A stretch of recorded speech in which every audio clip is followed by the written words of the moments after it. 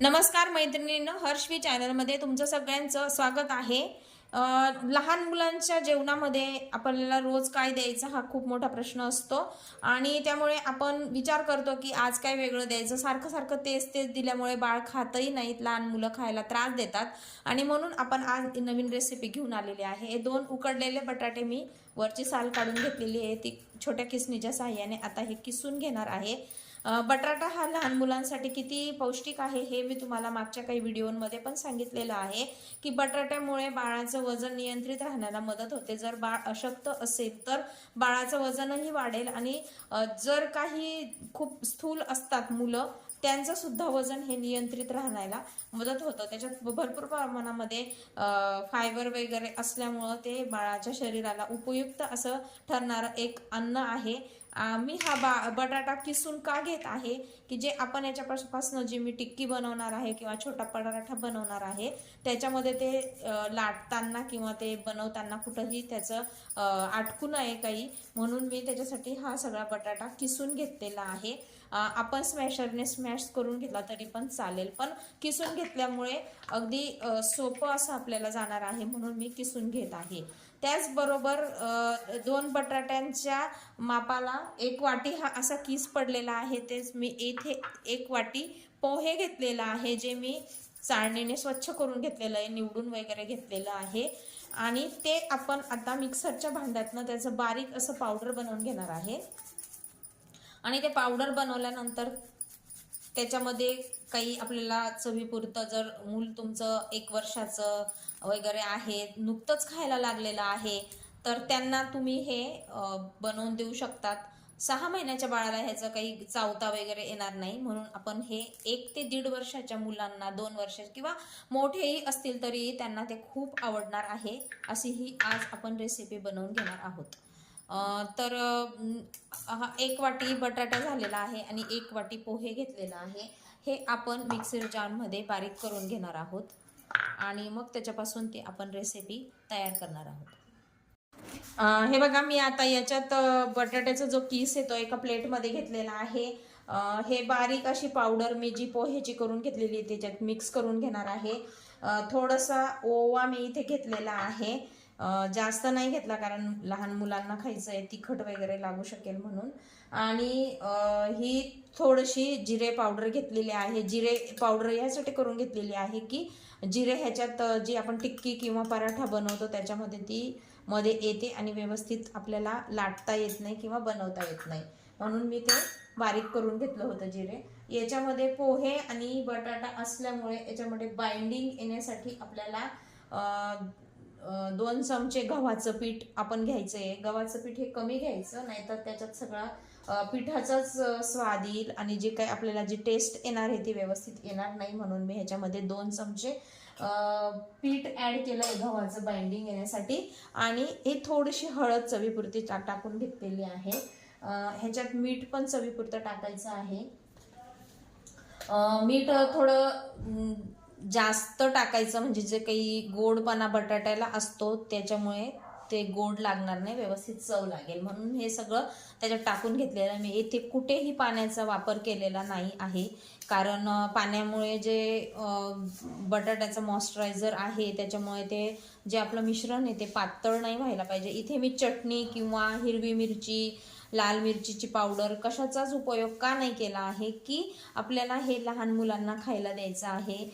काही काही लहान मुलं लवकर तिखट खात नाहीत आणि मग आपण एवढं कष्टाने बनवलेलं आहे हे आणि ते खाणार नाहीत, म्हणून आपण सुरुवातीला हे फक्त चटणी मिरची किंवा हिरवी मिरची नसतानाच ट्राय करायचं आहे, म्हणजे ते आवडीने खातील, तिखट नाही लागलं तर. मग नंतर आपण लहान मुलांना जेव्हा देतो खायला ह्या सगळ्या गोष्टी तिखट वगैरे, तेव्हा आपण अगदी हळूहळू त्याच्यामध्ये मिक्स करायचं, म्हणजे ते खातात. हे बघा, बघू शकता तुम्ही किती छान असा गोळा तयार झालेला आहे. याच्यामध्ये आपण थोडंसं तेल ॲड करायचं, म्हणजे हाताला चिटकणार नाही याची काळजी घ्यायची. छान असा गोळा तयार झालेला आहे. मी ह्याच्यात थोडंसं तेल मिक्स करून घेते याच्यामध्ये.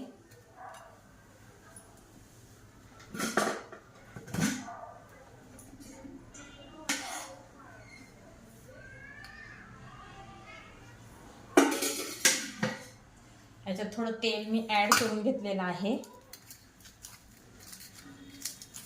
आणि याच्या आता छोट्या छोट्या आपण टिक्क्या बनवून घ्यायच्या. अगदी झटपट बनणार आहे. लहान मुलांना आपण जर समजा भाजी करत आहोत, त्यातला बटाटा जरी काढून बाजूला ठेवला आणि त्याच्यापासून बनवलं तरी पण चालेल. बाळांना, लहान मुलांना बटाट्यापासून जी पौष्टिकता मिळणार आहे ती पण पोहे आणि गव्हाची पिठाची चपाती तर आपण देतोच, त्यामुळे ह्याच्यात सगळं काही पौष्टिक असे घटक आपण ॲड केलेले आहेत. बघू शकता तुम्ही, अगदी इझी अशी टिक्की ही तयार होऊ शकते. इथं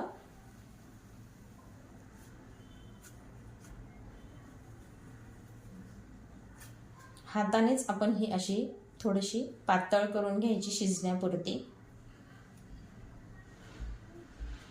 आणि तव्यावर तेल टाकून तिला शेकून घ्यायची असते. आपण रगडा पॅटीस करतो तेव्हा आपण जी टिक्की तयार करतो, आपण त्याच्यामध्ये ब्रेडचा चुरा ॲड करतो, त्याऐवजी आपण इथे पोह्याचा चुरा ॲड केलेला आहे.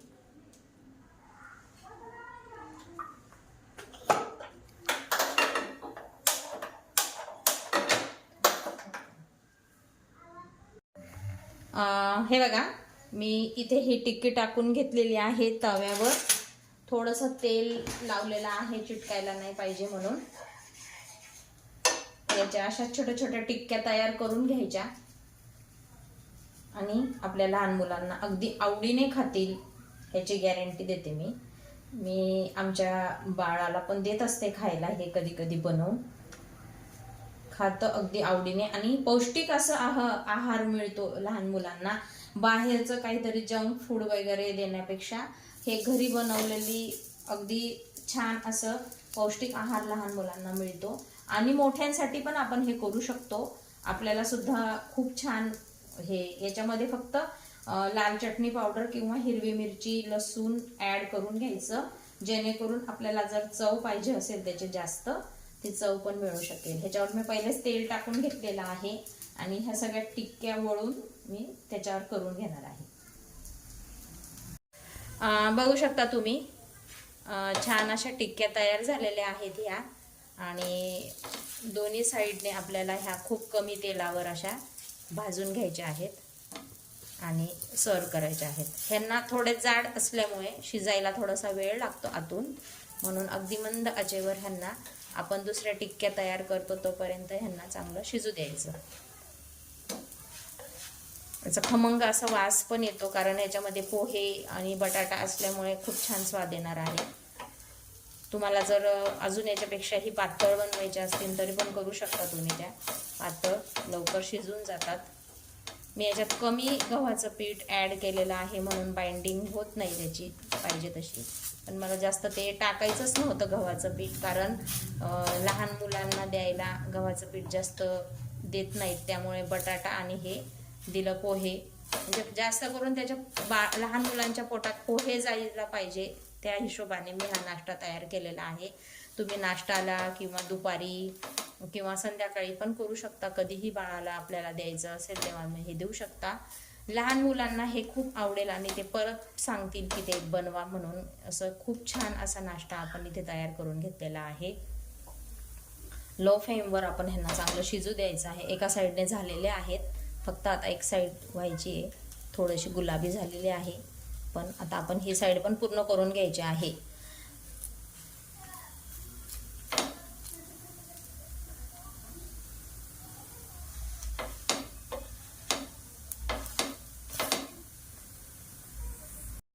बघू शकता मी ह्या पॉटमध्ये ट्रान्सफर करून घेतलेले आहे.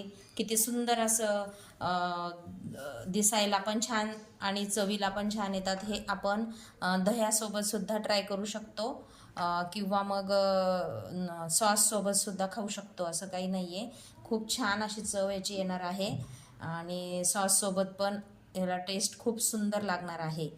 तर असेच नवनवीन व्हिडिओ घेऊन मी तुमच्या भेटीला येत राहीन. तोपर्यंत बाय.